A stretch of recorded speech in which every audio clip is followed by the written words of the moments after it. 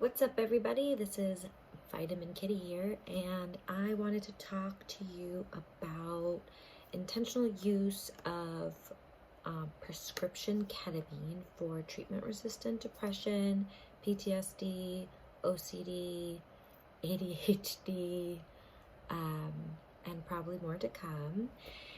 So I am on my second month of oral ketamine, and I did 4 IV ketamines, which weren't my favorite because of the setting and the whole catheter thing, and just unpleasant. But I've been really liking the at-home treatments, and what I did learn the hard way, and my doctor has now explained this, is that ketamine amplifies however you feel. So there were times where I was not feeling well and I was having SI, and I took the ketamine that day thinking this is going to help, and it made it way worse. And so that was not fun because that made it worse for like 2 days. 2 days is about how long I feel the ketamine works for me.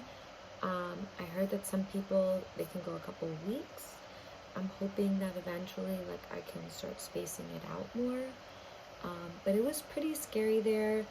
And then another day, same thing happened. I woke up with like a panic attack kind of situation. And it was my dose day, and I thought, yeah, I'll just take it early. Instead of taking it tonight, I'll take it this morning. And that was just not fun. And so don't do that. Please don't do that. So you want to take it, obviously, as prescribed, but you want to try to time it with good things in your day, good things in your week. So, for example, I went to my friend's house last night. We had Thanksgiving. I got in a cab and drove back without having a panic attack or anxiety on the highway. So that was amazing. I was like feeling chill and good. And I ate like food that I wasn't sure what was in the food. And normally that gives me anxiety and panic. But, you know, I just trusted the people to tell me what was safe. I ate the food that was safe.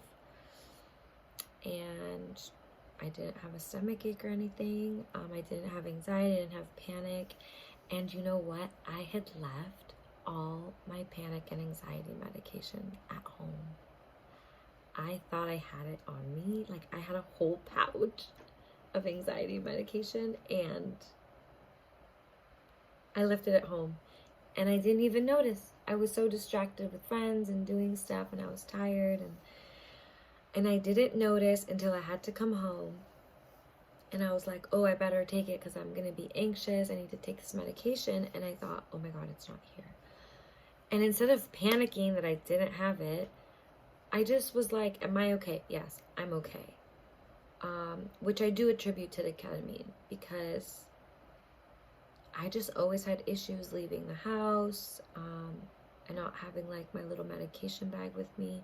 And I was fine, and we had to drive by the river, across the bridge by the river, which I always hate doing. And I didn't even like think about it. I was just talking with my friend like a normal ass person, like normal, non-PTSD, non-anxiety person. And so I came home, and I'm just in such a good mood, and this is a good time to take it. You don't want to take it, you know, when you've had a long day. Like, let's say I hadn't slept last night, or I had a terrible time with my friend. I probably would skip the dose, personally. Of course, do whatever you feel is right, or whatever your doctor tells you. But I'm a big fan of like less is more. And but I also want to say that, for example, today I feel good right now. I don't feel like I need to take it to feel better, and I'm supposed to take it every other day. So I wanted to take it today, and I thought, well, first of all, I don't really need to take it because I feel fine. I want to see the longevity of the medication. How long will it last? The antidepressant effects last. Plus, you know, it's not free. So I want it to be nice to save money. But that's why I was making this video, was to tell you guys that I am going to take it because I am in such a good mood, because I'm in such a good headspace.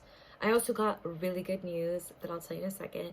I'm in such a good headspace right now that this is a great time to take ketamine, because this is the time that you're going to have an easy journey.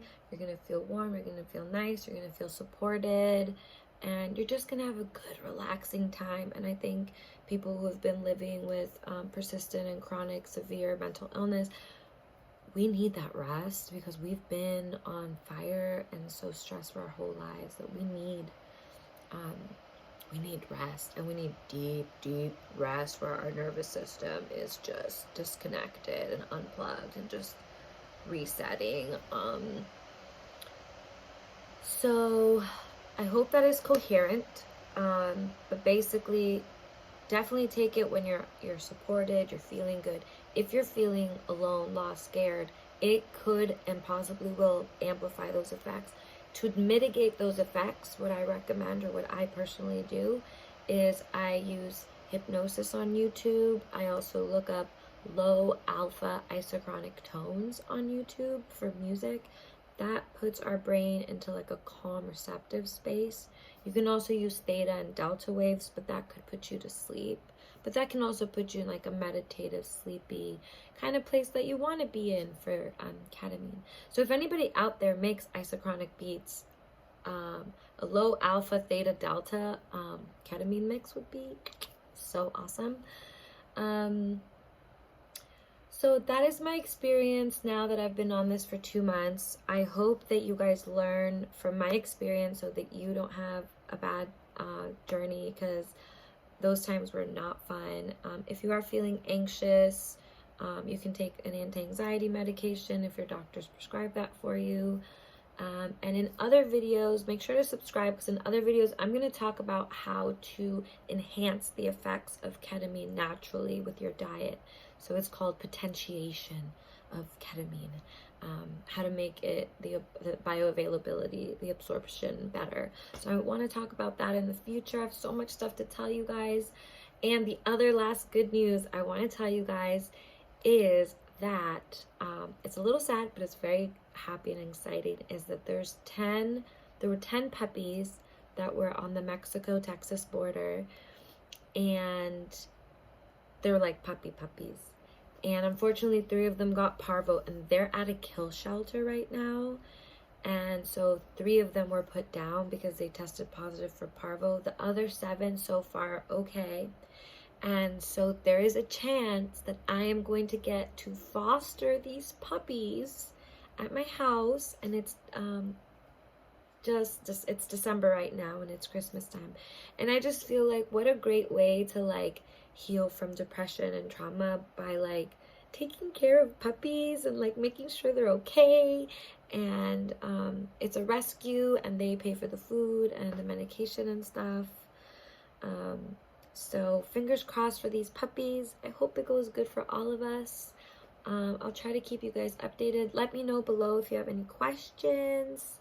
And yeah, I'll catch you next time. Bye.